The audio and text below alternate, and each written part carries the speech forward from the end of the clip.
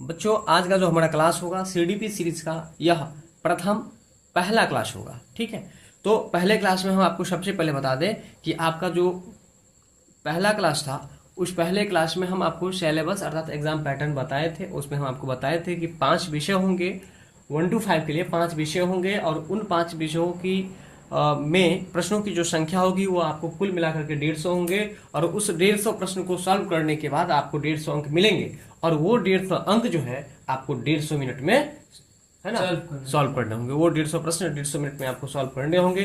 150 प्रश्न 150 मिनट का मतलब हो जाता है आपको 2.5 घंटा कुल मिलाकर के। कितना घंटा? 2.5 घंटा। ठीक है, 2 घंटा 30 मिनट। 2 घंटा 30 मिनट में आपको 150 प्रश्न सॉल्व करने होंगे। और तो ये आज का जो हमारा ये स्टार्ट होगा सेशन, ये आपको सीडीपी का सीरीज होगा। ठीक है, और इस सीडीपी का फुल फॉर्म भी आपको बताए थे, है ना, चाइल्ड डेवलपमेंट एंड पेडागोजी, जिसका हिंदी होता है बाल विकास एवं शिक्षा शास्त्र। ठीक है, और इसमें बताए थे कि इसका बहुत ही ज्यादा आवश्यकता पड़ता है, बहुत ही ज्यादा इसका महत्वपूर्ण स्थान है, इसलिए हम लोग इसको समझते हुए चलेंगे आगे। ठीक है, तो बाल विकास एवं शिक्षा शास्त्र जो ये विषय है आपका, इसको आज हम शुरुआत कर लें।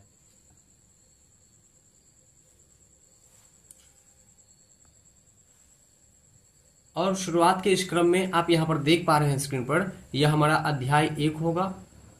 ये आप देख पा रहे हैं, यहाँ अध्याय 1 है और अध्याय 1 का जो नाम है वो है आपको विकास की अवधारणा एवं इसका अधिगम से संबंध। सबसे पहले हम विकास की अवधारणा एवं इसका अधिगम से क्या संबंध है इस पर हम विशेष रूप से फोकस करेंगे, विशेष रूप से चर्चा करेंगे, फिर हम लोग आगे की ओर चलेंगे। ठीक है, देखिए एक महत्वपूर्ण बात आपके लिए है, ये जो क्लास होगा हमारा वो 0 से हम उठाने का प्रयास करेंगे, अर्थात जो बिल्कुल शुरुआती से तैयारी करने वाले होंगे, जिनको कुछ भी नॉलेज नहीं है, जो सीडीपी का जो है आपको सी भी नहीं जानता है ना, डी भी नहीं जानता है और पी भी नहीं जानता है, अर्थात जिनको बिल्कुल ही नॉलेज नहीं है, वो 0 लेवल पर है, वो बच्चे अगर हमारी इस वीडियो को केवल ध्यानपूर्वक शुरू से लेकर अंत तक देख लेते हैं तो उन्हें नोट्स बनाने की कोई भी आवश्यकता नहीं पड़ेगी, नोट्स बनाने की कोई भी जरूरत नहीं पड़ेगी। इसलिए हमारे इस वीडियो को ध्यानपूर्वक देखना अति आवश्यक है। दूसरा जो महत्वपूर्ण बात है आपके लिए कि हम जब भी क्लास लेंगे आपका, तो क्लास लेने के बाद क्लास का जो एंडिंग होगा, अर्थात अंत में आपको हम वैसे प्रश्नों पर हाइलाइटर से हाइलाइटेड कर देंगे जो प्रश्न आपके परीक्षा के दृष्टि से काफी महत्वपूर्ण होगा। ठीक है, अध्याय का जो नाम है विकास की अवधारणा एवं इसका अधिगम से संबंध। तो सबसे पहले मुझे आप लोग बताइए कि इस अध्याय का क्या नाम है? विकास की अवधारणा एवं इसका अधिगम से संबंध। तो सही बताया आप लोग, विकास की अवधारणा एवं इसका अधिगम से संबंध। अब हम लोग सबसे पहले इस अध्याय पर बात करेंगे कि इस अध्याय का जो नाम दिया गया है इसका शाब्दिक अर्थ क्या होता है। ठीक है, तो देखिए यहाँ लिखा है आपको विकास। विकास का मतलब क्या होता है, पहले हम लोग इस पर चर्चा करेंगे। देखिए विकास को अंग्रेजी में हम लोग डेवलपमेंट कहते हैं। क्या कहते हैं? डेवलपमेंट कहते हैं। और विकास जो है आपको जब बच्चा गर्भ में होता है तब से लेकर जब मनुष्य का अंत हो जाता है, यहाँ वैसे सीडीपी जो है आपको विशेष रूप से जो 18 वर्ष तक के बच्चे होते हैं उनके बारे में हम लोग को पढ़ के बताना है। तो कहने का मतलब ये है कि हम लोग मानव की जो अवस्थाएं हैं, गर्भावस्था, शैशवावस्था, बाल्यावस्था और किशोरा अवस्था, तो बच्चों के इन चारों अवस्थाओं के बारे में हम लोग पढ़ेंगे। और कौन कौन सा अवस्था बताए हैं? सबसे पहले गर्भावस्था, शैशवावस्था। इन चारों अवस्थाओं के बारे में हमें डिटेल्स में पढ़ना है। बच्चों को मुझे जानना है, अपने आप को मुझे गार्जियन बनना है और बच्चा भी बनना है। याद रखिए, आपको बच्चा भी बनना है और गार्जियन भी बनना है। जब आप बच्चा और गार्जियन दोनों बन जाएंगे तो आपको यह अध्याय बिल्कुल आसान हो जाएगा समझने में। ठीक है ना? तो आइए हम विकास पर चर्चा करते हैं। विकास एक ऐसी प्रक्रिया है जो आपको गर्भ से लेकर मृत्यु पर्यंत, है ना, मृत्यु पर्यंत तक चलती रहती है, मतलब मरते समय तक चलती रहती है। याद रखिएगा, विकास की प्रक्रिया कहाँ से प्रारंभ हो जाती है? तो गर्भ से। विकास की प्रक्रिया कहाँ से शुरू हो जाती है? विकास की प्रक्रिया आपको गर्भ से ही शुरू हो जाती है। गर्भ को अंग्रेजी में ओम्ब बोला जाता है। और जब मर जाते हैं हम लोग तो वहाँ पर समाधि स्थल बनता है, उसको बोला जाता है मकबरा, और उसको अंग्रेजी में टॉम्ब बोला जाता है। यानी कि विकास ओम्ब टू टॉम्ब चलती है, यानी कि गर्भ से लेकर के, है ना, मृत्यु तक चलती रहती है। इसलिए याद रखिएगा कि विकास जो है यह आपको एक ऐसी प्रक्रिया है जो कहाँ से शुरू होती है? गर्भ से लेकर शुरू कहाँ से होती है यह पूछ रहे हैं, बस इतना ही बोलिए। और चलती कब तक है? मृत्यु पर्यंत तक, यानी कि मृत्यु तक चलती रहती है। बात ये याद हुआ। विकास को अंग्रेजी में क्या कहते हैं ये बताइए? डेवलपमेंट कहते हैं। ठीक है यहाँ तक। अब देखिए, विकास की अवधारणा, अवधारणा का मतलब होता है किसी भी टॉपिक के बारे में पूरा समझ हो जाना, संपूर्ण ज्ञान हो जाना, उसी को हम लोग कहते हैं अवधारणा। जैसे असहयोग आंदोलन ही हम लोग पढ़ रहे हैं, तो असहयोग आंदोलन की अवधारणा अगर कोई बोल दे बताइए, तो इसका मतलब हो गया कि आपको असहयोग आंदोलन कब हुआ, क्यों हुआ, उसके प्रमुख नेता कौन थे, कहाँ हुआ, मतलब असहयोग आंदोलन से जुड़ा हुआ जितना भी जरूरी बात है, सब बात की जानकारी आपको हो जाना ही असहयोग आंदोलन का अवधारणा कहलाएगा। बात समझ में आ रहा है? ठीक उसी तरह से विकास की अवधारणा का मतलब विकास के बारे में पूरा समझ हो जाना ही आपको विकास की अवधारणा कहलाएगा। अवधारणा को अंग्रेजी में कॉन्सेप्ट कहते हैं। क्या कहते हैं? कॉन्सेप्ट। अब आगे है एवं इसका अधिगम से संबंध। देखिए, अधिगम के बारे में पहले हम आपको बताएंगे। अधिगम को अंग्रेजी में हम लोग लर्निंग कहते हैं, और लर्निंग को हिंदी में हम लोग सीखना कहते हैं। क्या कहते हैं? सीखना कहते हैं। तो अधिगम भी अब आप समझ गए होंगे। अधिगम को अंग्रेजी में क्या कहते हैं? लर्निंग। और लर्निंग में हम को हिंदी में क्या कहते हैं? सीखना। और लर्निंग को हिंदी में हम लोग अधिगम भी कहते हैं। अधिगम का अर्थ ही आपको सीखना भी होता है। तो अब हम एक बार पुनः अध्याय के नाम पर चर्चा करते हैं। विकास की अवधारणा एवं इसका अधिगम से संबंध। मतलब आपको अभी के जो अध्याय है, आज का जो चैप्टर है हमारा, विकास की अवधारणा एवं अधिगम से संबंध, है ना। तो कहने का मतलब यह है कि आप जो आज पढ़ेंगे वो कह रहा कि विकास की अवधारणा मतलब विकास के बारे में पूरा समझ होना, और इसका अधिगम से रिलेशन क्या है इसके बारे में हम लोग पढ़ेंगे। तो आप ही मुझे बताइए, क्या विकास और अधिगम का संबंध हो सकता है? क्या ये सही है या गलत है? सही तो है। अभी अगर आपको इतना ही जान लीजिए, अगर नहीं जानकारी है तो, कि सही है। क्या है? सही है। यानी कि विकास का अधिगम से संबंध होता है। लेकिन अब जो हम उदाहरण आपको दे रहे हैं, इस उदाहरण से पूरा क्लियर हो जाएगा कि हाँ सर, आप सही बताए कि विकास और अधिगम का 100% नहीं 110% का दोनों का रिलेशन है। कैसे आप अपने ग्रामीण क्षेत्रों में या किसी भी क्षेत्रों में आप अपने परिवार के बच्चों के साथ, या आप अपने परिवार के अलावा अपने पड़ोसी या अपने गांव, है ना, अपने शहर के कुछ बच्चों को देखेंगे जिसके घर में जिस परिवार में बच्चों का लालन पालन ठीक ढंग से नहीं होता है, उस बच्चों को आप देखेंगे कि उसका विकास का कोई ना कोई क्षेत्र ऐसा होता है जो कमजोर होता है। जैसे कि अगर मान के चलिए, पढ़ने लिखने में खूब तेज नहीं होना, है ना, बुद्धि ज्यादा नहीं होना, जिसको हम लोग गाँव घर में बोलते हैं कि मोटा दिमाग है, मूर्ख है। बात समझ में आ रहा है कि नहीं आ रहा है? तो मूर्ख या तेज क्या चीज पर हुआ? बुद्धि पर हुआ। और बुद्धि कब होगा? जब उसका विकास होगा। तो इसीलिए विकास और बुद्धि का संबंध है।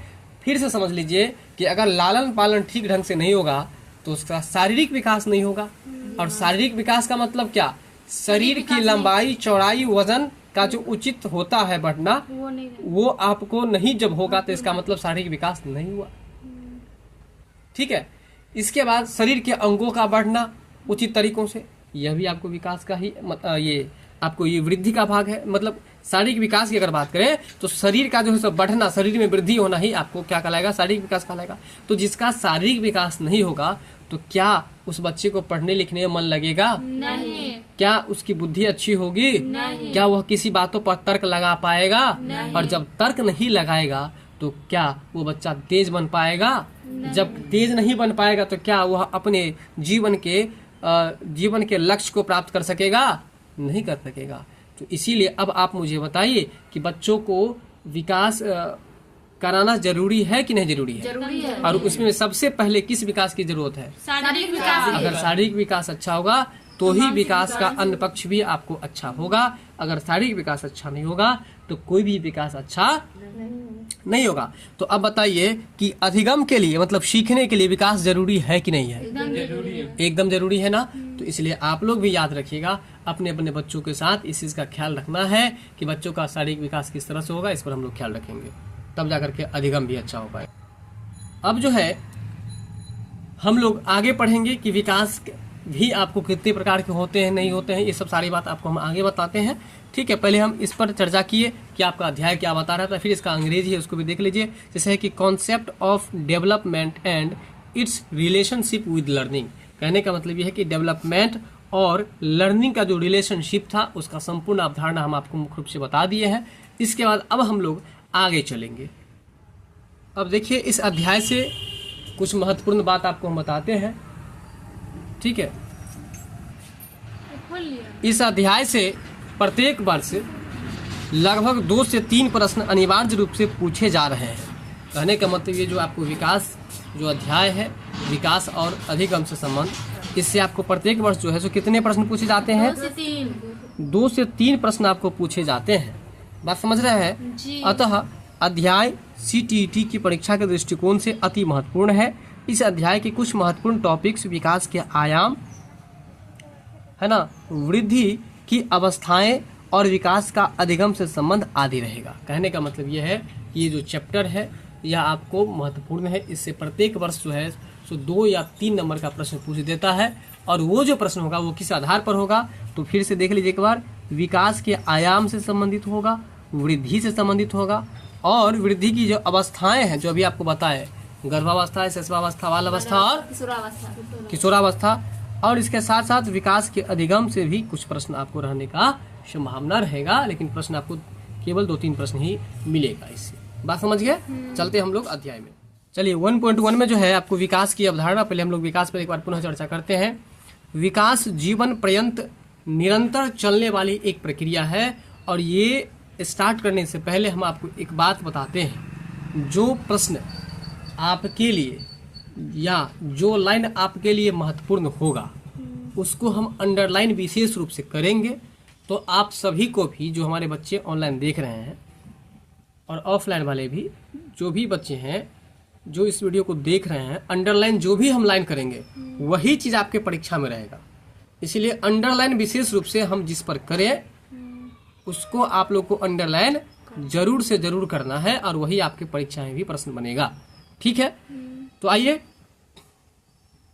विकास जीवन पर्यंत निरंतर चलने वाली एक प्रक्रिया है। अब इस लाइन को सबसे पहले अंडरलाइन कर लीजिए।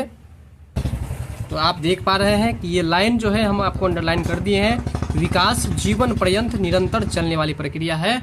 इसको आप लोग रट करके फटाफट से पहले याद कीजिए कि विकास कैसी प्रक्रिया। तो आप क्या बोलिएगा? विकास जीवन पर्यंत निरंतर चलने वाली एक प्रक्रिया है। कहने का मतलब यह है कि विकास जो है ना वो कभी रुकता ही नहीं है, यानी कि वो बिल्कुल कंटिन्यू रहता है। कब तक? मरते समय तक। यानी कि निरंतर, निरंतर का मतलब क्या होता है? लगातार। निरंतर मतलब क्या होता है? लगातार। और कब तक? तो जीवन पर्यंत, यानी कि जीवन जब तक रहता है तब तक ये चलने वाला प्रक्रिया। क्या चीज? तो विकास। विकास जो है जीवन पर्यंत निरंतर चलने वाली एक क्या है? प्रक्रिया है। यानी कि सीधा सीधा कहे तो विकास एक प्रक्रिया है, और यह प्रक्रिया गर्भ से लेकर के मृत्यु पर्यंत तक चलती है, यानी कि जीवन पर्यंत चलती है। और कैसी चलती है? रुक रुक के चलती है? नहीं, ये निरंतर चलती है। निरंतर मतलब कंटिन्यू, लगातार चलती है, सतत चलती है। बात समझ में आ रहा है? आगे है कि विकास की प्रक्रिया में बालक का शारीरिक विकास को अंग्रेजी में हम लोग फिजिकल डेवलपमेंट कहते हैं। इसके बाद है आपको क्रियात्मक विकास जिसको हम लोग मोटर डेवलपमेंट कहते हैं। इसके बाद है संज्ञानात्मक विकास जिसको कॉग्निटिव डेवलपमेंट कहते हैं। फिर भाषागत विकास जिसको लैंग्वेज डेवलपमेंट कहते हैं। संवेगात्मक विकास जिसको इमोशनल डेवलपमेंट कहते हैं। फिर है आपको सामाजिक विकास, आदि पक्षों का विकास होता है। तो आप जो यहाँ पर देख रहे हैं शारीरिक विकास, क्रियात्मक विकास, संज्ञानात्मक विकास, भाषागत विकास और संवेगात्मक विकास तथा सामाजिक विकास, यह आपको विकास के क्या है? आयाम है। विकास के क्या है? ये सब विकास के आयाम है। आयाम को अंग्रेजी में हम लोग डायमेंशन कहते हैं। क्या कहते हैं? डायमेंशन कहते हैं। तो अगर आपसे पूछे कि बताइए कि विकास के कौन कौन से मुख्य आयाम हैं, तो आप क्या क्या बताएंगे? देख करके फटाफट से बताइए। क्रियात्मक विकास, संज्ञानात्मक विकास, भाषात्मक विकास, संवेगात्मक विकास, सामाजिक विकास। फिर से बताइए। शारीरिक विकास, क्रियात्मक विकास, संज्ञानात्मक विकास, भाषागत विकास, संवेगात्मक विकास, सामाजिक और सामाजिक विकास। तो ये सभी विकास जो है यह आपको विकास के आयाम है। बात समझ गए? शारीरिक विकास, ठीक है, क्रियात्मक विकास, संज्ञानात्मक विकास, भाषागत विकास, संवेगात्मक विकास और सामाजिक विकास। ठीक है ना? बात कुछ समझ रहे हैं कि नहीं समझ रहे हैं? जी।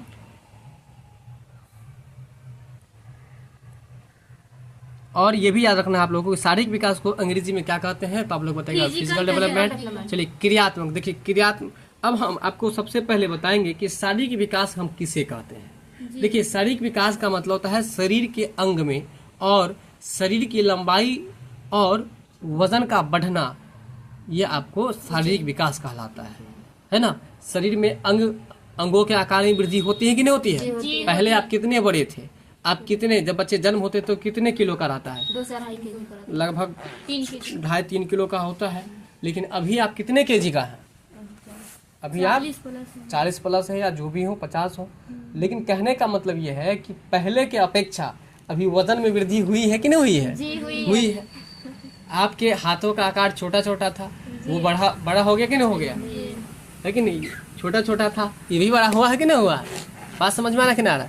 तो कहने का मतलब ये है कि इसी को हम लोग विकास कहते हैं। एक बार फिर समझ लीजिए कि शरीर के अंगों के आकार में वृद्धि होना, शरीर के वजन में वृद्धि होना और शरीर का जो भार है वही वजन भार बात बराबर है ना? वेट जिसको कहते हैं, इसमें वृद्धि होना ही आपको शारीरिक विकास कहलाता है। शारीरिक विकास को अंग्रेजी में लोग फिजिकल डेवलपमेंट कहते हैं। क्या कहते हैं? Physical development. फिजिकल डेवलपमेंट कहते हैं।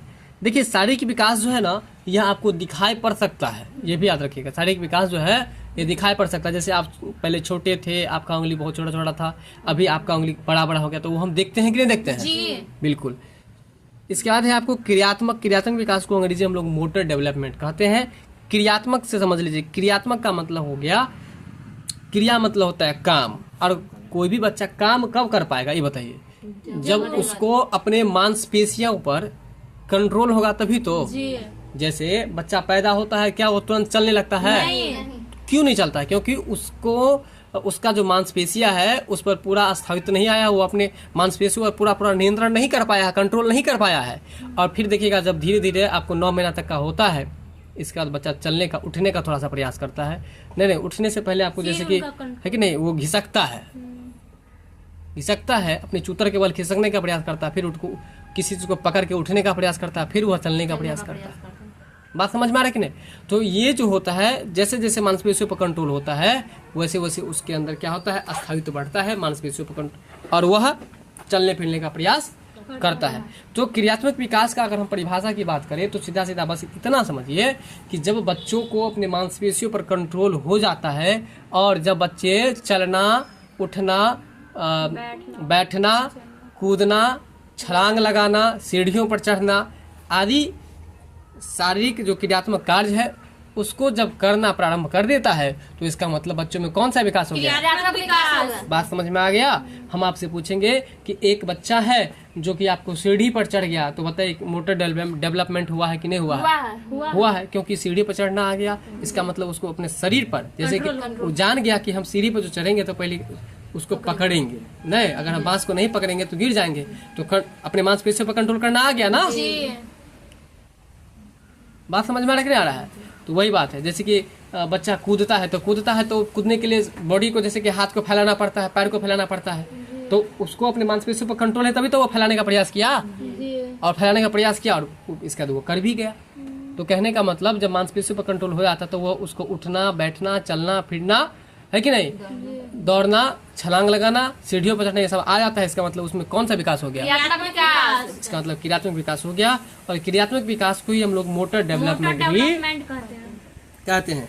क्रियात्मक विकास को हम लोग क्या कहते हैं? Motor development. मोटर डेवलपमेंट भी कहते हैं। क्रियात्मक विकास को केवल हम मोटर डेवलपमेंट ही नहीं, उसको हम लोग गामक कौशल भी कहते हैं या उसे गतिक कौशल भी कहते हैं। क्या कहते हैं जल्दी बताइएगा? गामक कौशल या गतिक कौशल। हाँ, गामक कौशल भी कहते हैं और गतिक कौशल भी कहते हैं। बात यहाँ तक समझ में आया? जी। चलिए, तो अगर आपसे हम पूछे कि बताइए आप लोग कि क्रियात्मक विकास को और हम क्या क्या चीज कहते हैं, तो आप क्या जवाब दीजिएगा? फटाफट से जवाब दीजिए आप लोग। गामक कौशल। तो याद रखिएगा, क्रियात्मक विकास को हम लोग गामक कौशल कहते हैं। क्या कहते हैं? गामक कौशल। और देखिए, जब अपने मांसपेशियों पर कंट्रोल कर लेगा, इसका मतलब उसका शरीर जो है यंत्र के रूप में काम करने लगेगा ना। यंत्र का मतलब क्या होता है? मशीन होता है नहीं। तो इसलिए याद रखिएगा कि कार्यात्मक विकास को हम लोग यांत्रिक कौशल भी कहते हैं। क्या कहते हैं? यांत्रिक कौशल। यांत्रिक कौशल भी कहते हैं। इसका पेशियों, मांसपेशियों पर कंट्रोल हो जाता है ना, इसलिए उसको हम लोग पेशीय कौशल भी कहते हैं। क्या कहते हैं? पेशीय कौशल भी। पेशीय कौशल भी कहते हैं।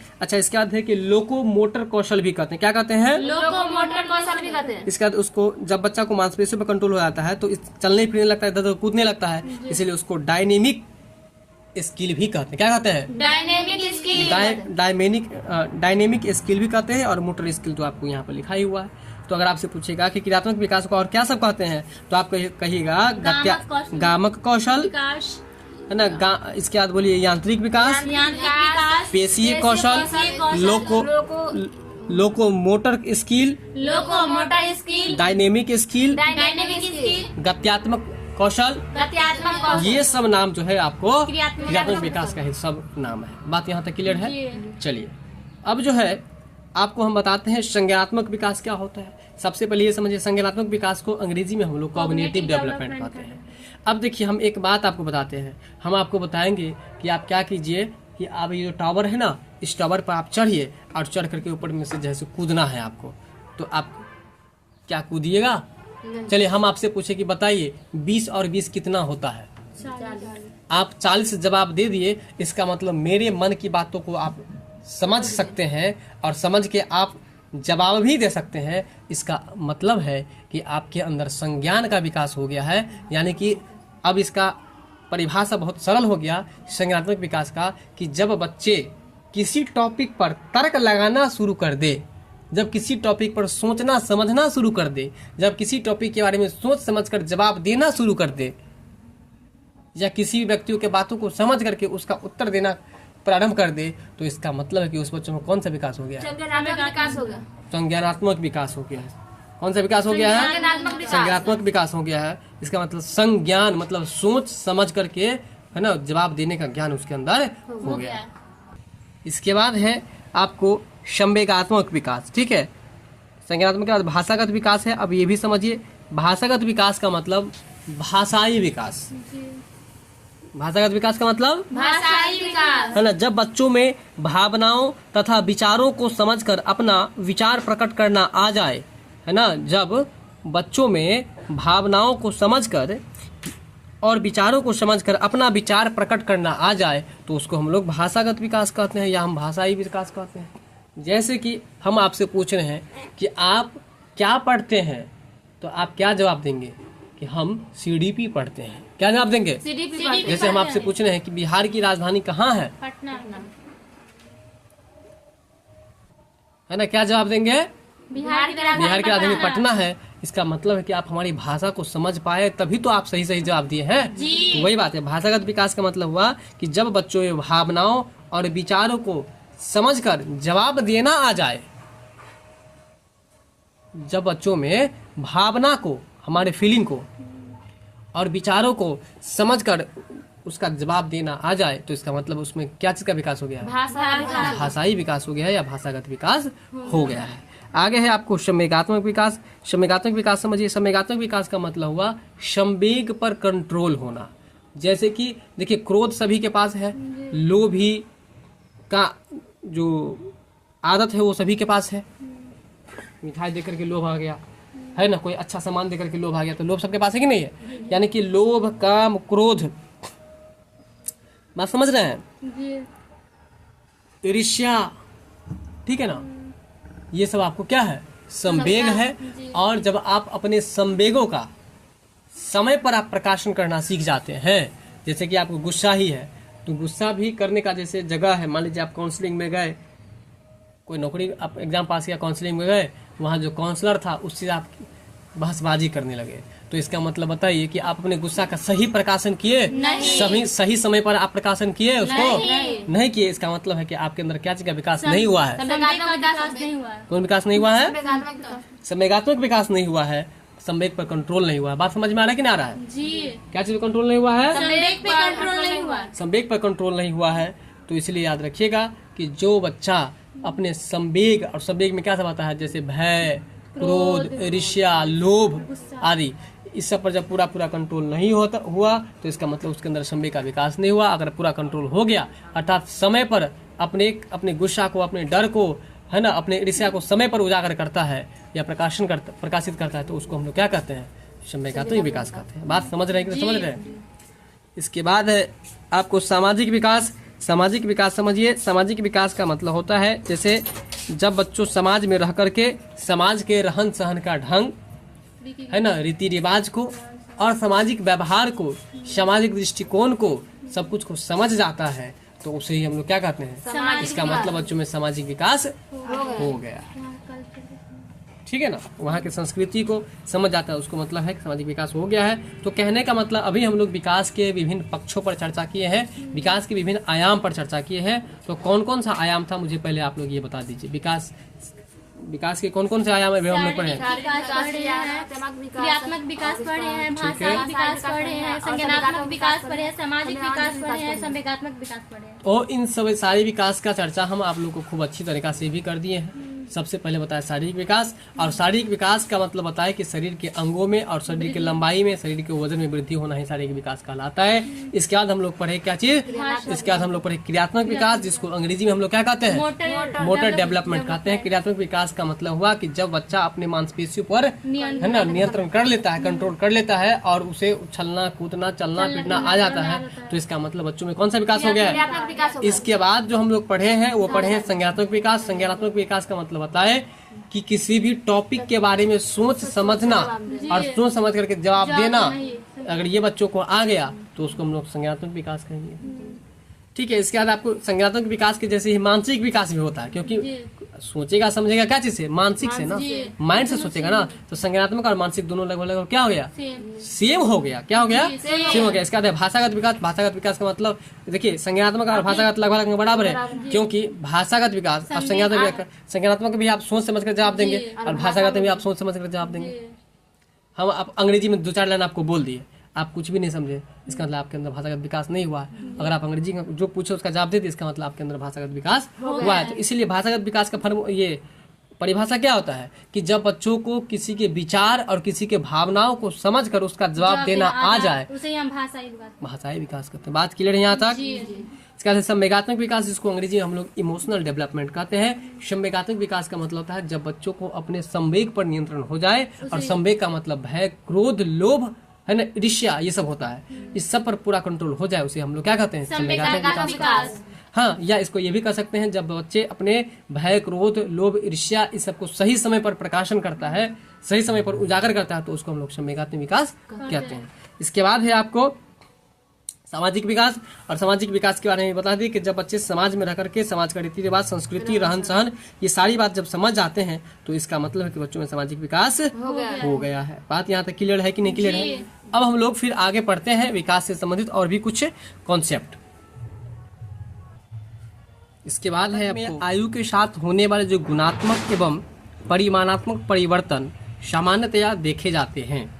कह रहा है कि बालकों में आयु के साथ, अब जैसे कि देख लीजिए, हम आपको बताते हैं, जब बालक छोटे होते हैं तो आप उनको जो है एक बड़ा सा खिलौना दिखाइए, जो खिलौना मात्र 10 रुपये का है, और उसको 500 रुपये का एक नोट दीजिए। आप ही बताइए कि बच्चा क्या चीज़ का सिलेक्शन करता है? खिलौना का करता है। लेकिन वैल्यू अधिक किसका है? 500 रुपये का। तो कहने का मतलब कि वही बच्चा को अगर कुछ सालों के बाद आप 500 का नोट दिखाइए और एक खिलौना दिखाइए, जो खिलौना आप पहले दिखाए थे, तो उसमें किसका सिलेक्शन वो करेगा? पैसा का ऐसा क्यों? ऐसा इसलिए क्योंकि उनमें आयु के साथ साथ जो है सो कुछ परिवर्तन भी हो गए हैं। तो याद रखिएगा कि आयु के साथ साथ जो बच्चों में परिवर्तन होते हैं उसको हम लोग गुणात्मक परिवर्तन कहते हैं। क्या कहते हैं? गुणात्मक परिवर्तन। क्या कहते हैं? गुणात्मक परिवर्तन। बिल्कुल। तो वही बात है कि विकास जो होते हैं ना वो आपको गुणात्मक भी होते हैं और परिमाणात्मक होते हैं।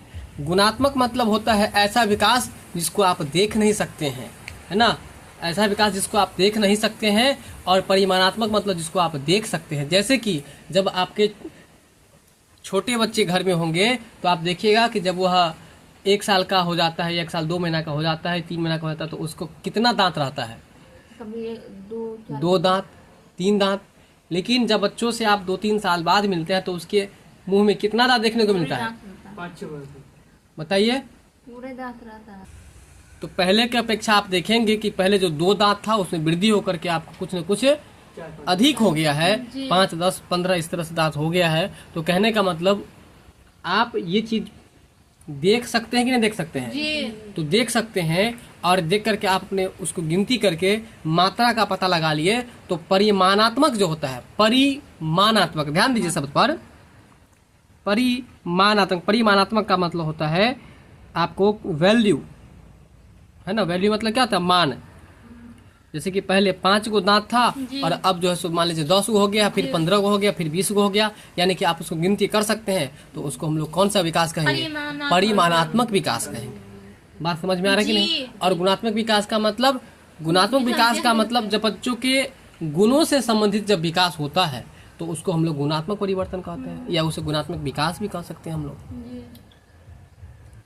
जब उसके गुण में परिवर्तन होता है, उसके क्वालिटी में, तो उसको हम लोग गुणात्मक परिवर्तन कहते हैं। गुणात्मक परिवर्तन को अंग्रेजी में क्वालिटिव चेंजिंग कहते हैं। और परिमाणात्मक को हम लोग क्वांटिटेटिव कहते हैं। क्वांटिटेटिव का मतलब होता है मात्रा। जैसे कि आप ये ठंडा का बोतल है, इसमें कितना मात्रा है? मान लीजिए इसका मात्रा है 1 kg है, तो इसका मतलब है कि इसका क्वांटिटी कितना हुआ? 1 kg हुआ। बात समझ में ना?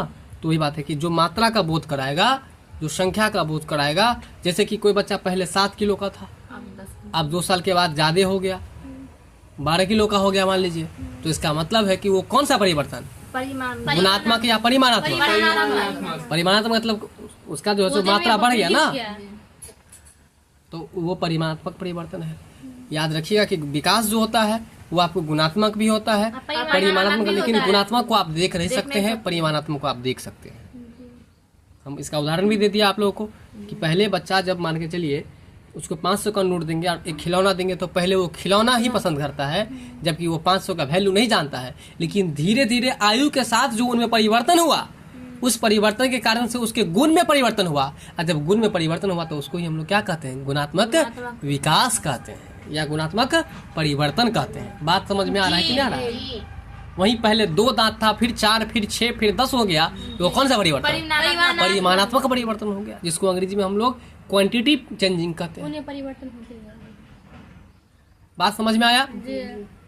तो ये था आपको बालकों में होने वाले गुणात्मक और परिमाणात्मक परिवर्तन। बात समझ में आ रहा है? तो ये भी बात याद रखना है आप लोगों को कि बालकों में जो आयु के साथ होने वाले आपको गुणात्मक और परिमाणात्मक परिवर्तन होते हैं वह आपको देखे जाते हैं, है कि नहीं? जी। इसके बाद है यहाँ से ये जो लाइन है, इस लाइन में प्रश्न इस तरह से बनता है कि विकास गुणात्मक होते हैं, फिर लिखा रहेगा विकास परिमाणात्मक होते हैं, फिर लिखा रहेगा विकास गुणात्मक एवं परिमाणात्मक होते हैं। कौन सा ऑप्शन दीजिएगा आप लोग? विकास गुणात्मक और परिमाणात्मक दोनों होता है। बात समझ के ना? इसे याद रखिएगा। विकास जीवन पर्यंत चलने वाली प्रक्रिया है, सही कि गलत है? सही है। विकास शैशवावस्था से शुरू होती है, सही है कि गलत है? गर्भावस्था से शुरू होती है। आगे है बालक में क्रमवध। क्रमवध का मतलब क्या होता है? बाय सीरियल, मतलब सीरियल से, क्रम से, है कि नहीं? जैसे कि पहले बच्चा को आप देखिएगा, जब बच्चा छोटा होता है तो कुछ दिनों के बाद वह अपने चूतर के बल जो है खिसकने का प्रयास करता है, फिर वह जो है किसी वस्तुओं को पकड़ के उठने का प्रयास करता है, फिर वह जो है उंगली पकड़ के चलने का प्रयास करता है, या आपको जो ये गुरकने वाला जो गाड़ी आता है ना, उस गाड़ी पर जो है वो उस माध्यम से चलने का प्रयास करता है। ऐसा तो नहीं कि बच्चा डायरेक्ट दौड़ने लगता है, ऐसा तो नहीं ना होता है। तो इसका एक सीरियल वाइज से क्रम चलता है कि नहीं चलता है, तो उसी को आता है क्रमबद्ध। यानी विकास जो है आपको क्रमबद्ध होता है, क्रम रूप से होता है, बाय सीरियल होता है। ठीक है, बालक में क्रमबद्ध रूप से होने वाले सुसंगत, सुसंगत का मतलब होता है आपको नहीं, सुसंगत का मतलब यहाँ अच्छा संगत नहीं, सुसंगत का शाब्दिक अर्थ तो अच्छा संगत है, लेकिन यहाँ पर सुसंगत का मतलब होता है उचित, जो होना चाहिए। उचित का मतलब जो होना चाहिए। जैसे हम कहेंगे कि आप 20 रोटी खा सकते हैं, तो क्या आप 20 रोटी खा सकते हैं? तो कम से कम कितना खा सकते हैं? 4, 5, 6, जो उचित लग रहा है। बात समझ में आ रहा है? वही बात है। तो सुसंगत परिवर्तन की क्रमिक श्रृंखला को हम लोग विकास कह सकते हैं। अब यहाँ से ये बात याद रखिएगा कि बालकों में क्रमबद्ध रूप से होने वाले, बालकों में है ना, क्रमबद्ध रूप से होने वाले जो सुसंगत परिवर्तन की क्रमिक श्रृंखला है, श्रृंखला समझते हैं कि नहीं समझते हैं? बताइए। जैसे कि साइकिल का रिम है, रिम में एक स्कोप को कसने के बाद, एक स्पोक को कसने के बाद फिर दूसरा को कसते हैं, फिर तीसरा को कसते हैं, फिर चौथा को कसते हैं, और कसते कसते जो है सो पूरा जब कंप्लीट हो जाता है, इसका मतलब वह क्या बन गया? वह एक श्रृंखला बन गया। श्रृंखला को अंग्रेजी में हम लोग चेन कहते हैं। जैसे चेन में देखिएगा कि उसमें जो गुटका होता है ना, एक एक गुटका को मिला करके तब क्या बनता है? चैन बनता है। यानी कि चैन को हिंदी में क्या कहते हैं? श्रृंखला। ठीक उसी तरह से है कि नहीं, बच्चों में जो आपको क्रमबद्ध रूप से विकास होते होते जो है उसमें जो परिवर्तन होता है उसको हम लोग विकास कहते हैं। तो इसलिए इस लाइन को याद रखिएगा कि बालक में क्रमबद्ध रूप से जो होने वाली सुसंगत परिवर्तन है, उस परिवर्तन की क्रमिक श्रृंखला को हम लोग क्या कहते हैं? विकास कहते हैं, है ना। अंग्रेजी में इसका देख लीजिए, सीक्वेंस चेन लिखा हुआ है। बात को समझ में आया? चलिए अब हम लोग चलते हैं आगे। आगे है क्रमबद्ध और सुसंगत। सुसंगत मतलब जैसे पता है उचित, जो होना चाहिए। क्रमबद्ध और सुसंगत होना इस बात का संकेत करता है कि बालक के अंदर अब तक संगठित गुणात्मक परिवर्तन और उसमें होने वाले परिवर्तनों में से एक निश्चित संबंध है। आगे होने वाले परिवर्तन अब तक के परिवर्तनों की परिपक्वता पर निर्भर करता है। कहने का मतलब यही बात तो आपको हम पहले बता चुके हैं कि बच्चों का जो भी परिवर्तन होगा वह परिवर्तन जो है शारीरिक विकास के बाद ही हो सकता है। अगर शारीरिक विकास है तो उसके अंदर संज्ञानात्मक विकास भी अच्छा होगा, मानसिक विकास भी अच्छा होगा, भाषाई विकास भी अच्छा होगा, संवेगात्मक विकास भी अच्छा होगा, या जो भी विकास के आयाम है सब विकास अच्छा होगा। लेकिन सबसे जरूरी कौन सा विकास जरूरी है? शारीरिक विकास है। तो सभी आयाम विकास के जितने भी पक्ष हैं वह एक दूसरे पर निर्भर रहते हैं, और यदि एक विकास गड़बड़ हो गया तो उसका सारा विकास गड़बड़ हो जाएगा। नहीं समझ में आ रहा है मेरी बात? जैसे कोई किसी व्यक्ति को अगर मान के चलिए कोई भयंकर रोग पकड़ा हुआ है, तो उस रोगी व्यक्ति से जो बच्चा उत्पन्न होगा, फिर उससे जो बच्चा उत्पन्न होगा, सब रोगी, सारा का सारा रोगी होगा कि नहीं होगा? तो वही बात है कि अगर शारीरिक विकास अगर अच्छा से होगा तो उसका सब विकास अच्छा रहेगा, अगर शारीरिक विकास अच्छा नहीं होगा तो उसका सारा विकास गड़बड़ हो जाएगा। बात समझ में आ रहा? तो वही बात यहाँ पर बता रहा था। क्या बता रहा था कि क्रमबद्ध और सुसंगत होना इस बात का संकेत करता है कि बालक के अंदर अब तक संगठित गुणात्मक परिवर्तन और इससे आगे होने वाले परिवर्तनों में एक निश्चित संबंध है। एक निश्चित क्या है? संबंध है। मतलब जितना भी विकास के आयाम है सबका क्या है? रिलेशन बना हुआ है, सब एक दूसरे पर निर्भर रहता है। आगे होने वाले परिवर्तन अब तक के परिवर्तनों की परिपक्वता पर निर्भर करता है। इसका मतलब अगला जो परिवर्तन होगा उस बच्चों के अंदर, वह परिवर्तन उसके मेच्योरिटी यानी कि परिपक्वता पर निर्भर करता है। जैसे जैसे वह परिपक्व होता जाएगा, जैसे जैसे उम्र बढ़ेगा वैसे वैसे वो परिपक्व होगा, और जैसे जैसे परिपक्व होगा उसके अंदर गुणात्मक और परिमाणात्मक क्या होगा? चेंजिंग होता चला जाएगा। बात समझ में आ रहा है कि नहीं समझ में आ रहा? तो ये था आपको। इसके बाद जो है आगे अरस्तु के अनुसार विकास की परिभाषा दी गई है, इसको जरा आप लोग ध्यान दीजिए। क्या है? विकास आंतरिक और बाहरी कारणों से व्यक्ति में होने वाली परिवर्तन है। सही बात है। अब मेरी बातों पर ध्यान दीजिए, सामने देखेंगे तो टॉपिक समझ नहीं आएगा। बात समझ में आ रहा है? विकास जो है आपको आंतरिक और बाहरी कारणों से व्यक्ति में जो परिवर्तन होता है उसको हम लोग विकास कहते हैं। अब देख लीजिए आंतरिक कारण क्या होता है और बाहरी कारण क्या होता है। तो देखिए बच्चों का जो विकास होता है उसमें केवल जो उनके अनुवांशिकता से जो शरीर में ये क्या कहते हैं उसको, जो शारीरिक विकास जो हुआ, जैसे कि मान के चलिए कि जिनके पिताजी या माताजी या उनके पूर्वज में अगर कोई बौने हैं बौने हैं तो उनका जो गुण आया तो बौना हो गया।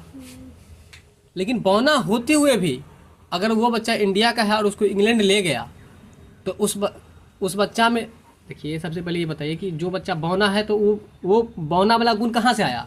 वो आंतरिक गुण होगा, क्योंकि वो उसके आनुवांशिकता से मिला है। लेकिन उनके पिताजी अगर इंडिया में रहते तो वो हिंदी बोलते थे, मैथिली बोलते थे। लेकिन वही बच्चा अगर इंग्लैंड चला गया तो वहां पर वो कौन सा भाषा बोलेगा? इंग्लिश बोलेगा, अंग्रेजी बोलेगा। तो उसके अंदर जो विकास हुआ और उनके पिताजी के अंदर जो विकास था या माताजी के अंदर जो विकास था, उस दोनों में कुछ ना कुछ परिवर्तन देखने को मिला ना। तो ये परिवर्तन जो देखने को मिला क्या चीज को लेकर के? वातावरण को लेकर के।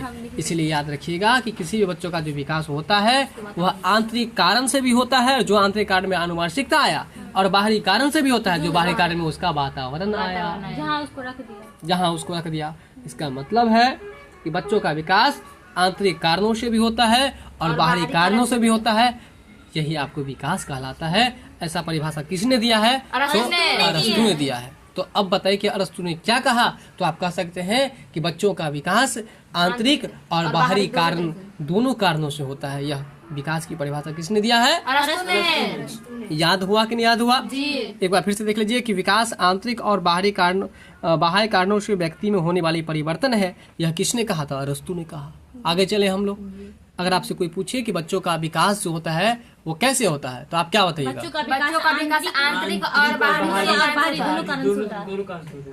बच्चों का विकास आनुवांशिकता के अंतर्गत और वातावरण के अंतर्गत दोनों, यानी कि आनुवांशिकता को अंग्रेजी में हेरिडिटी कहते हैं और वातावरण को एनवायरनमेंट कहते हैं। यानी किसी बच्चों के विकास के लिए दो चीज की जरूरत होती है, एक आनुवांशिकता और दूसरा हेरिडिटी। बात समझ में आ रहा है? दूसरा एनवायरनमेंट यानी कि वातावरण। अब समझिए, तो अगर आपसे ये प्रश्न पूछ दे कि बताइए कि विकास जो होता है उसका आंतरिक कारण क्या है, तो आप क्या कहेगा? जो आंतरिक कारण उसका जो, हाँ बिल्कुल, आनुवांशिकता जो गुण आया बच्चों में वो उसका आंतरिक कारण है, जो उनके माता पिता से आया, यानी कि आनुवांशिकता उसको कहते हैं हम लोग।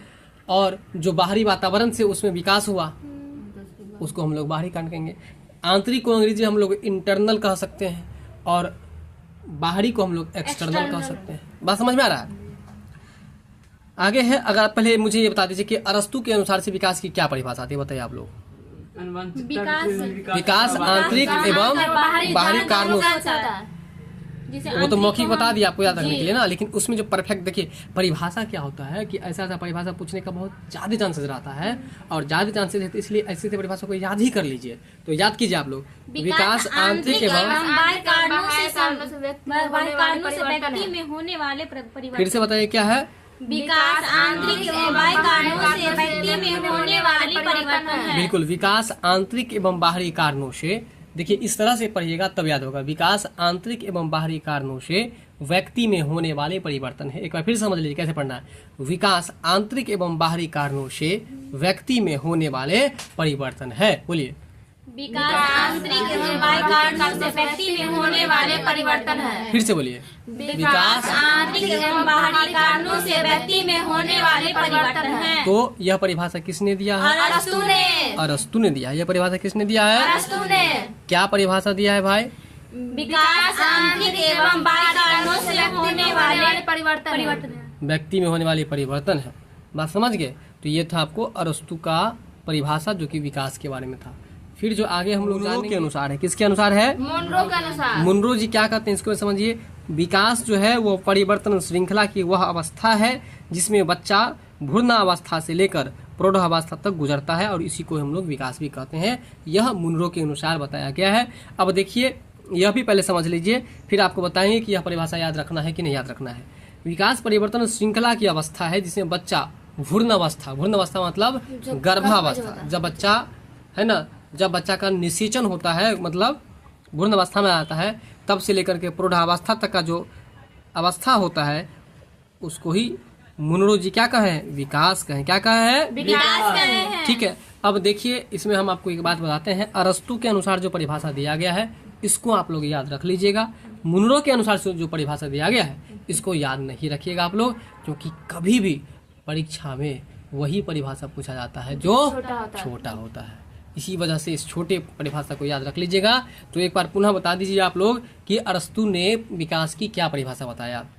विकास आंतरिक एवं बाह्य कारणों से व्यक्ति में होने वाली परिवर्तन परिवर्तन है। है। ये किसने कहा था? अरस्तु ने। चलिए आज के लिए बस इतना ही। अगले टॉपिक में हम लोग विकास के अभिलक्षण की चर्चा करेंगे। बात समझ रहे हैं? तो इससे पहले हम आपको आज जितना भी पढ़ाए हैं उससे जुड़ा हुआ कुछ प्रश्न आपको पूछने का प्रयास करते हैं। आप लोग भी उस प्रश्न का सोच समझ करके उत्तर देने का प्रयास कीजिएगा। सबसे पहले मुझे बताइए आप लोग कि विकास का जो है सो अंग्रेजी क्या होता है? डेवलपमेंट। विकास का अंग्रेजी क्या होता है? वो डेवलपमेंट होता है। ठीक है। इसके बाद अब ये बताइए कि अवधारणा का अंग्रेजी क्या होता है? Concept। अवधारणा का अर्थ क्या होता है? तो बताइए अवधारणा का अर्थ क्या होता है? मतलब किसी भी चीज को समझ के, किसी भी टॉपिक के बारे में संपूर्ण समझ होना, है ना, विस्तारित समझ होना, विस्तारित मत बोलिए, संपूर्ण समझ होना। किसी भी टॉपिक के बारे में संपूर्ण समझ होना ही क्या कहलाता है? अवधारणा कहलाता है। इसके बाद है बताइए आप लोग कि विकास और अधिगम का संबंध जो है आवश्यक है कि नहीं आवश्यक है? कैसे? आप बताइए।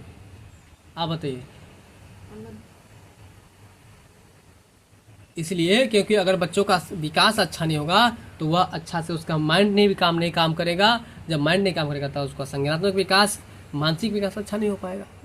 जब मानसिक विकास, संज्ञानात्मक विकास नहीं होगा तो उसका भाषाई विकास नहीं हो पाएगा।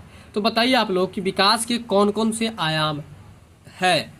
शारीरिक विकास, क्रियात्मक विकास, संज्ञानात्मक विकास, भाषाई विकास, आवेगात्मक विकास, सामाजिक विकास। अब ये बताइए कि शारीरिक विकास को अंग्रेजी में क्या कहते हैं? Physical development. क्रियात्मक विकास को अंग्रेजी में क्या कहते हैं? डेवलपमेंट। मोटर डेवलपमेंट को और क्या कहते हैं? गत्यात्मक कौशल या गत्यात्मक विकास भी कह सकते हैं, है ना। इसके बाद बोले कि हम पेशियों पर कंट्रोल हो जाता है इसलिए पेशीय कौशल कहते हैं, है कि नहीं। इसका डायनेमिक कौशल भी कह सकते हैं उसको हम लोग, है कि नहीं। मोटर डेवलपमेंट भी कहते हैं उसको हम लोग, ठीक है ना। तो याद रखना है। अच्छा ये बताइए कि क्रियात्मक विकास किसे कहते हैं? वो अपने मतलब मांसपेशियों, जब बच्चा अपने मांसपेशियों पर पूरा कंट्रोल कर पाता है और जिसके कारण से किसी भी काम, जिसके कारण से बच्चा चलना, उठना, कूदना, उछलना, झूला पर झूलना ये सब आ जाता है तो क्रियात्मक विकास के अंतर्गत आता है। संज्ञानात्मक विकास किसे कहते हैं?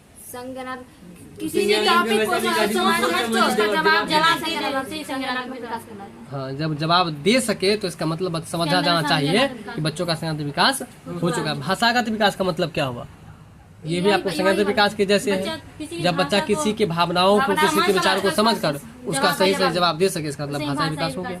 संवेगात्मक विकास का मतलब जो बच्चा किसी भी बच्चों में मतलब जब बच्चा अपने संवेग यानी कि गुस्सा, क्रोध, लोभ, ईर्ष्या, इन सब चीजों को जो है सही समय पर प्रकाशन करना सीख जाए तो उसको संवेगात्मक विकास कहते हैं। सामाजिक विकास किसे कहते हैं? सामाजिक बच्चों में समाज के रीति रिवाज, रहन सहन को जब बच्चों में सामाजिकता का पूरा ज्ञान हो जाए तो सामाजिकता का ज्ञान क्या क्या होता है? समाज में रहने सहने का ढंग, सामाजिक दृष्टिकोण, है ना। इसके बाद जो है सो आपको समाज का जो संस्कृति है, इसके बाद आपको हो गया जो है सो ये क्या कहते हैं, पहनावा ओढ़ावा, किससे कैसे बात करेंगे, कौन बड़े हैं कौन छोटे हैं, कैसे सहयोग करेंगे, एक दूसरे को कैसे सहयोग लेंगे। इन सारी बातों को जब बच्चा सीख जाता है इसका मतलब उसमें क्या चीज का विकास हो गया? सामाजिकता का विकास हो गया है। अच्छा ये बताइए आप लोग कि विकास क्या है? तो आप बताएंगे कि विकास जीवन पर्यंत निरंतर चलने वाली प्रक्रिया है। क्या बताइएगा? विकास जीवन पर्यंत निरंतर चलने वाली प्रक्रिया। क्या बोलेगा? विकास जीवन पर्यंत निरंतर चलने वाली प्रक्रिया। बताइए। अच्छा विकास कहाँ से शुरू होता है? गर्भ से शुरू होता है। कहाँ तक चलता है? जीवन पर्यंत तक, मृत्यु पर्यंत तक चलता है ना। अच्छा ये बताइए आप लोग कि विकास गुणात्मक है या परिमाणात्मक है? गुणात्मक परिवर्तन का मतलब क्या होता है? मतलब बच्चों में गुणों से संबंधित जो परिवर्तन होता है उसको गुणात्मक परिवर्तन कहेंगे। फिर समझिए, बच्चों में गुणों से संबंधित होने वाले परिवर्तन को गुणात्मक परिवर्तन कहते हैं। जैसे बच्चों को पूछेंगे और बच्चे को दिखाएंगे कि एक बड़ा सा खिलौना है, ये 10 रुपया है, तो बच्चा सिलेक्शन करेगा खिलौना। इसका मतलब है कि उसको अभी उसके अंदर पूरा जो है सो पूरा गुण क्वालिटी नहीं आया है बच्चों में, इस वजह से जो है सो वो खिलौना ही चूज कर रहा है, 200 रुपये को चूज नहीं कर रहा है। ठीक है, यहाँ तक समझ में आ गया। परिमाणात्मक परिवर्तन का उदाहरण क्या होगा? परिवर्तन बच्चों में जब मतलब जैसे कुछ बच्चे हैं, कुछ समय में आपको 10 किलो का है, फिर 15 किलो का हो गया, है ना। कभी 5 गो दांत है, फिर 10 गो दांत हो गया, इसका मतलब वो परिमाणात्मक परिवर्तन हो गया। चलिए बताइए अब आप लोग कि विकास जो होता है वो क्रमबद्ध तरीके से होता है कि कभी रुक जाता है, कभी घट जाता क्रमबद्ध तरीके से होता है, है, और लगातार होता है कि कभी रुक जाता है? लगातार होता है। बच्चा जो है एक बाइक उठ जाता है, नहीं, मेरी पहले बात को समझिए। पहले बच्चा एक बाइक यदि उठ जाता है तो इसको विकास कहेंगे? नहीं, क्यों नहीं कहेंगे? क्योंकि उस सीरियल वाइज हुआ पहले। क्योंकि वो बच्चा क्रमबद्ध कभी इसके यहाँ पर ये बताएगा, क्योंकि विकास जो होता है वो क्रम से होता है, सीरियल से होता है। और यहाँ से क्रमबद्ध करने का कहने का मतलब ये है कि बच्चा सबसे पहले अपने चूटर के बल जो है ना वो घिसकने का प्रयास करता है, फिर वह किसी वस्तु को पकड़कर उठने का प्रयास करता है, फिर वह जो है उंगली पकड़ के चलने का प्रयास करता है। ये क्रमबद्धता है। बात समझ में आ रहा है कि नहीं आ रहा है? इसके बाद जो है आगे आप लोग बताएंगे कि श्रृंखला को अंग्रेजी में क्या कहते हैं? चेन कहते हैं। क्या कहते हैं? चेन कहते हैं। ठीक है, चलिए अब ये अगर आपसे कोई पूछ दे कि बताइए कि विकास जो बच्चों में होता है वो किन किन कारणों से होता है, तो आप बताएंगे कि देखिए बच्चों का विकास 2 कारणों से होता है, बाहरी कारण से भी होता है और आंतरिक कारण से भी होता है ना। अगर आपसे पूछे कि आंतरिक कारण में क्या सब आएगा? आनुवंशिकता से जो गुण आया, आनुवंशिकता के कारण से उनमें जो विकास हुआ वो आपको आंतरिक कारण हुआ, और बाहरी कारण में उसके वातावरण से जो उनके अंदर परिवर्तन हुआ उसको हम लोग बाहरी कारण कहेंगे। बात यहाँ तक क्लियर है कि नहीं क्लियर है? आगे चलिए, तो बताइए कि विकास आंतरिक एवं बाहरी कारणों से व्यक्ति में होने वाले परिवर्तन है, ये किसने कहा?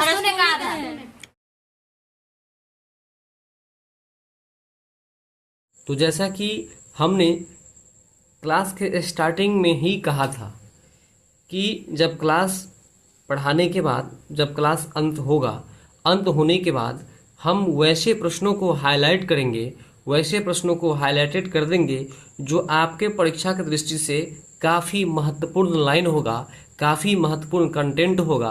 तो आइए उसको हम लोग जरा एक झलक देख लेते हैं और समझ लेते हैं कि हमें परीक्षा की दृष्टि से इसे किस तरह से याद रखना है। तो जैसा कि आप देख रहे हैं विकास की अवधारणा, इस हेडिंग में आप देख रहे हैं कि यहाँ से लेकर के यहाँ तक ये पॉइंट था, लेकिन इस पॉइंट में हम जो आपको अंडरलाइन किए हैं रेड कलर से, कलम से, उसको इग्नोर कर दीजिए। आप रेड कलम से जो अंडरलाइन होगा उसको इग्नोर करना है। आपको याद उसी वर्ड को, उसी सेंटेंस को करना है जो आपके परीक्षा की दृष्टि से महत्वपूर्ण होगा, और उस महत्वपूर्ण पर हम ये चमकीला जो कलर है इस कलर से हाईलाइट कर दिए हैं। क्या कर दिए हैं? हाईलाइट कर दिए हैं। तो जो हाईलाइटेड किया हुआ सेंटेंस है, हाईलाइटेड किया हुआ वर्ड है, उसको ही याद करना है आपको, समझते हुए याद करना। देखिए सबसे पहले तो याद करना नेगेटिविटी बात है, याद करना एक नकारात्मक बात है, याद नहीं करना चाहिए। हमें सीडीपी को समझना चाहिए। वैसे भी हम पहले बता दिए कि यह मनोविज्ञान का एक भाग है, और मनोविज्ञान में क्या है कि आपको समझना आवश्यक है ना। और कुछ चीज ऐसे होते हैं जिसे याद करना आवश्यक होता है, तो कुछ चीजों को तो याद भी करेंगे। तो ठीक है, हमारा कुल मिलाकर के बस ये कहना है जो हाईलाइट किया हुआ होगा, आप चाहे याद करके उसे याद रख सकते हैं तो याद रखिए, या फिर समझ के उसे आप परीक्षा में सॉल्व कर सकते हैं तो उसे आप समझ लीजिए। ठीक है, तो जैसा कि आप यहाँ पर देख लीजिए, विकास जीवन पर्यंत निरंतर चलने वाली एक प्रक्रिया है। इस यहाँ से यहाँ तक जो कंटेंट है इसमें केवल आपको इसको विशेष रूप से याद रखना है, बाकी इस सब को भी छोड़ना नहीं है, इसको केवल आपको समझ लेना है। ठीक है, इसको क्या करना है? जैसे विकास की प्रक्रिया में बालक की शारीरिक, क्रियात्मक, संज्ञानात्मक, भाषागत, संवेगात्मक एवं सामाजिक आदि पक्षों का विकास होता है, इसको केवल समझ लेना है। और इस चीज को तो हम क्लास के स्टार्टिंग से ही खूब अच्छा से आप लोग को समझाने का प्रयास किया हूँ। ठीक है, तो इसमें आप कितना याद रखेंगे? विकास जीवन पर्यंत निरंतर चलने वाली एक प्रक्रिया है, बस इतना ही बात याद रखना है आपको। ठीक उसी तरह से अब हम चलते हैं अगले बिंदु पर। अगला बिंदु है कि बालक में आयु के साथ होने वाले गुणात्मक एवं परिमाणात्मक परिवर्तन सामान्यतया देखे जाते हैं। ठीक है, यहाँ पर पूर्ण विराम है। अब पहले इतने को आप लोग समझ करके याद करेंगे या समझेंगे, है ना। बालक में आयु के साथ होने वाले गुणात्मक एवं परिमाणात्मक परिवर्तन सामान्यतया देखे जाते हैं। ये बात आपको हम खूब अच्छा से समझा ही दिए हैं। ठीक है, तो आप इसको याद रख लेंगे। फिर आगे है बालक में क्रमबद्ध रूप से होने वाले सुसंगत परिवर्तन की क्रमिक श्रृंखला को, है ना, विकास कहते हैं। ठीक है, तो इसको भी आपको याद रखना है। फिर आगे हम लोग अगले बिंदु पर चलते हैं। इसके बाद आप यहाँ पर देख रहे हैं क्रमबद्ध एवं सुसंगत होना इस बात का संकेत करता है यहाँ से यहाँ तक जो लाइन है इसको याद रखने की कोई भी जरूरत नहीं है, बस एक बार समझ लीजिएगा। अगला जो पॉइंट है अरस्तु के अनुसार, हमने वहां भी चर्चा किया था कि इस परिभाषा को आपको याद ही कर लेना है, ठीक है। तो अरस्तु के अनुसार जो विकास की परिभाषा है, विकास आंतरिक एवं बाहरी कारणों से व्यक्ति में होने वाली परिवर्तन है, इसको आप लोग याद कर लेंगे। फिर आगे है मुनरो के अनुसार, देखिए यहाँ पर कहीं भी हाईलाइट किया गया है, नहीं किया गया है, तो जो हाईलाइटेड नहीं किया गया है उसको आपको याद नहीं करना है, परीक्षा के दृष्टि से उस पर विशेष फोकस नहीं करना, ठीक है। तो आपका जो क्लास है यहीं पर एंड होता है। मिलेंगे हम लोग फिर अगले वीडियो में विकास के अभिलक्षण को लेकर, तब तक के लिए जय हिंद, बहुत बहुत धन्यवाद, शुक्रिया।